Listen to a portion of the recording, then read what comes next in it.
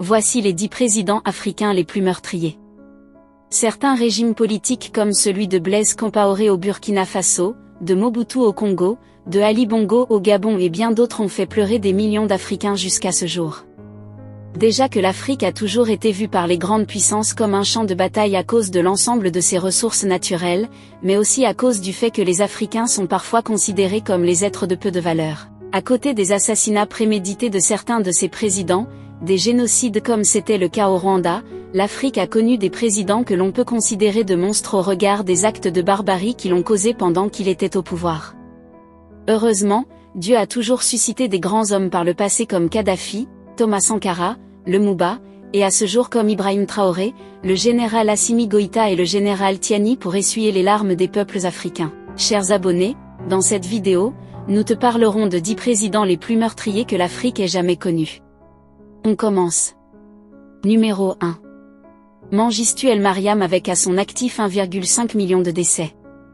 En tant que président de l'Éthiopie et colonel du Derg, milice communiste, Mengistu avait systématiquement tué tous ceux qui étaient contre lui. Mengistu El Mariam, né le 21 mai 1937 à Woleta en Éthiopie, est un officier éthiopien, lieutenant-colonel, chef de l'État de 1977 à 1991, qualifié de dictateur sanguinaire. Il est à la tête du Derg à partir de juillet 1974. Cette junte militaire prend le pouvoir durant la révolution éthiopienne de 1974 et abolit le système féodal. Elle conserve le pouvoir en réprimant ses oppositions.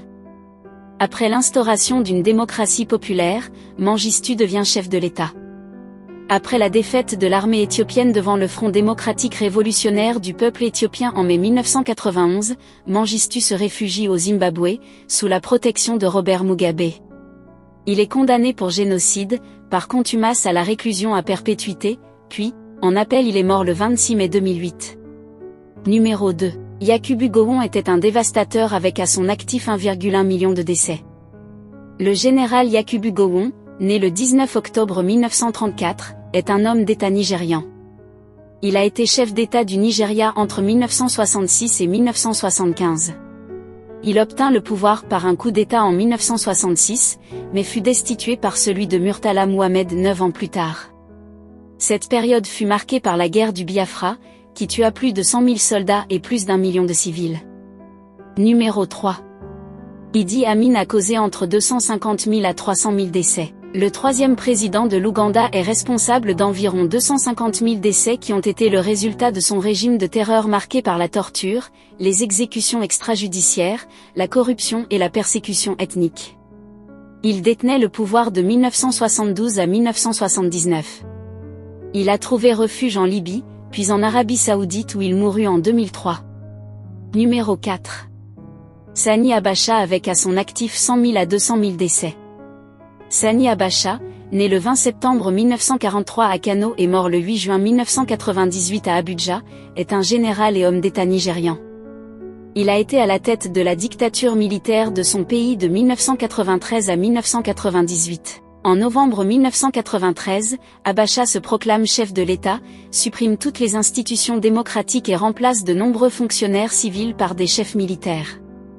Il nomme un conseil de gouvernement provisoire constitué essentiellement de généraux et de fonctionnaires de police, qui doit superviser un conseil exécutif fédéral, constitué de civils en vue. Numéro 5. Ahmed Sékou Touré a posé des actes entraînant 100 000 à 150 000 décès. Ahmed Sékou Touré, né le 9 janvier 1922 à Farana et mort le 26 mars 1984 à Cleveland, est le premier président de la République de Guinée, en poste depuis l'indépendance obtenue de la France en 1958 jusqu'en 1984. Issu de la lignée d'Almami Samori, ce dernier avait longtemps combattu contre la colonisation de la Guinée. Touré n'a qu'une idée en tête, se débarrasser complètement de la France. En 1960, il déclara son Parti démocratique de la Guinée, PDG, d'être le seul parti légal dans l'État et jugé dès lors comme un dictateur virtuel. Il a été nominalement réélu à des nombreux mandats de 7 ans, mais la Guinée n'avait pas d'autre parti politique. Il avait emprisonné, tué ou exilé tous les plus forts leaders de l'opposition. Selon Amnesty International, quelques 50 000 personnes auraient été assassinées sous le régime de Touré, de 1958 à 1984. Mais selon Africa Cradle, 100 000 à 150 000 ont été tués pendant le régime de Touré.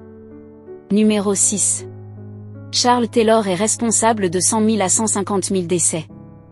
Taylor est né le 28 janvier 1948 d'un père américain et d'une mère américano-libérienne qui font partie de l'élite du pays. À 24 ans, Taylor quitte le Libéria pour travailler et étudier aux États-Unis.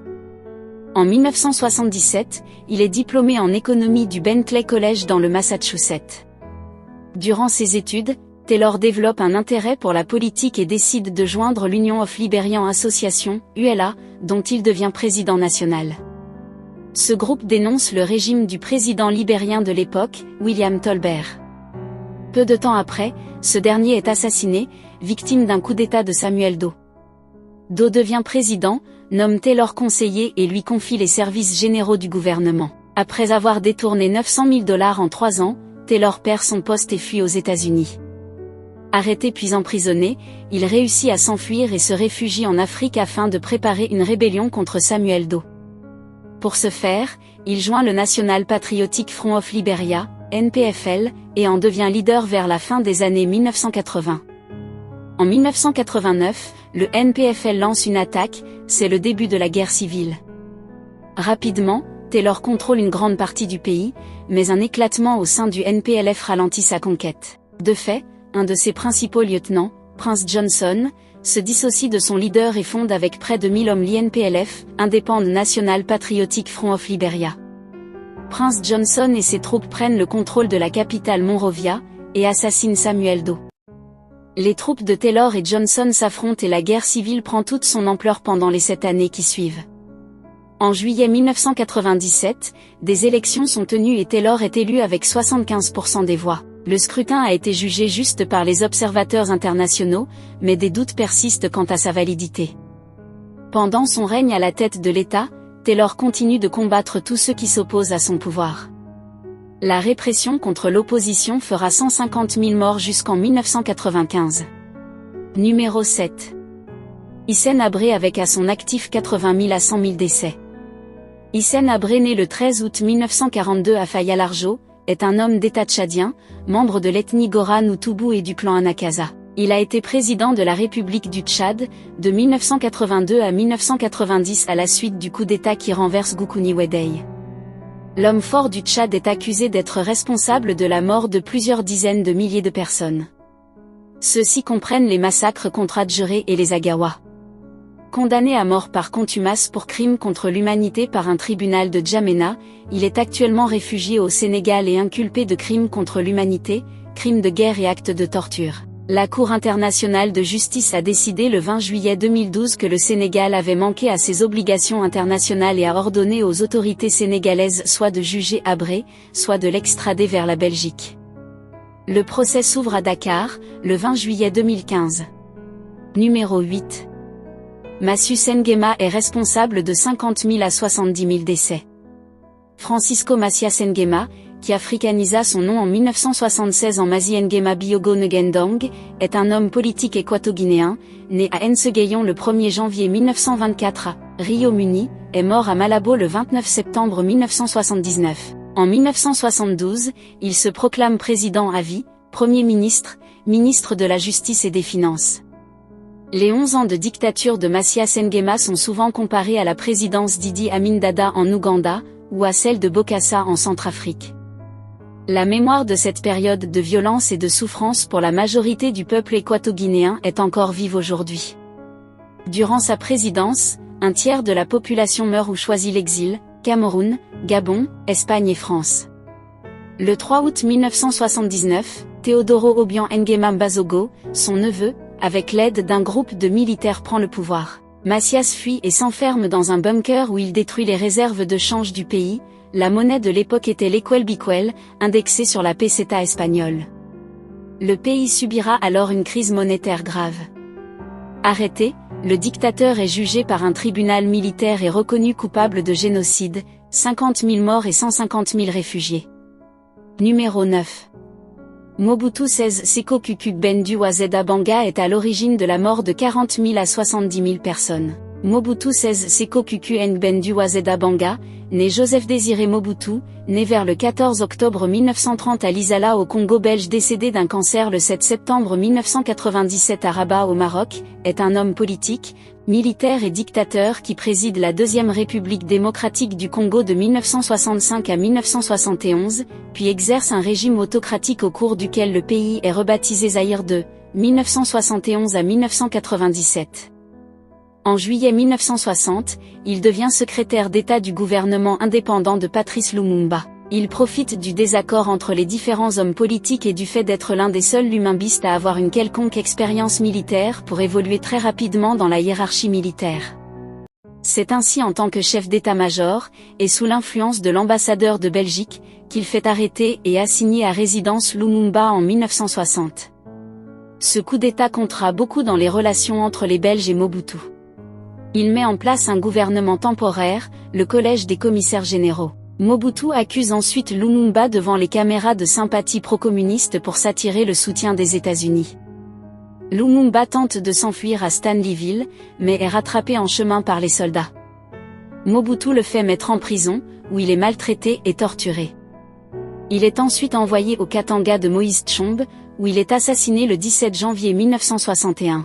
Le 2 juin 1966, la population a pu mesurer toute la détermination de Mobutu qui fit pendre sur la place publique 4 anciens ministres accusés à tort de complot, Alexandre Mamba, Jérôme Anani, Emmanuel Bamba ainsi que l'ancien Premier ministre Évariste Kimba. Ce jour-là, la population a cessé d'acclamer Mobutu, tout le monde a eu peur. Son deuxième coup d'État n'était passé que de 6 mois. En 1969, il fait écraser une révolte estudiantine.